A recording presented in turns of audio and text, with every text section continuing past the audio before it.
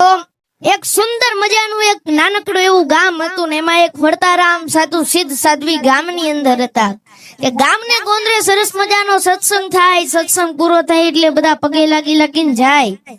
એમાં એક યુવાન છોકરો પણ ગરીબ, બહુ ઘણા બધા ગરીબ ન હોય પણ બહુ એની પરિસ્થિતિ ખરાબ, મા બાપ નહીં, આર્થિક, માનસિક, શારીરિક બધી રીતે ખરાબ એની પરિસ્થિતિ હાલે. તો બધાય પગે લાગીને સાધુને જતા રહે તો એમ નામ સાધુ પાસે બેઠો રહે. એટલે એક દિવસ બેઠો, બીજે દિવસ બેઠો, ત્રીજે દિવસ બેઠો. એટલે સાધુએ પૂછ્યું કે ભાઈ તું અહીંયા કેમ બેસે છે? એટલે ઓલા વ્યક્તિએ જવાબ આપ્યો કે ગુરુ, સવારથી સાંજ સુધી મહેનત કરું છું, પરસેવો પાડું છું, પણ સાંજે ખાવાના રોટલા થતું નથી. પણ ગુરુ દયાળુ બહુ હતા. આંખ બંધ કરી ઈ માણાનું પ્રારબ્ધમાં નજર નાખી. એટલે એનું ભાગ્ય હોય ને ઈ જોયું.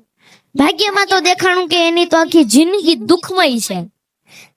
પણ સાધુ હતા બહુ દયાળુ, કરુણા ભાવ વાળા. એટલે આંખ ઉગાડીને કીધું કે ભાઈ તારી તો આખી જિંદગી દુઃખમય છે, પણ જા 5 વર્ષ સુધી હું તને સુખી કરી શકું. 5 વર્ષ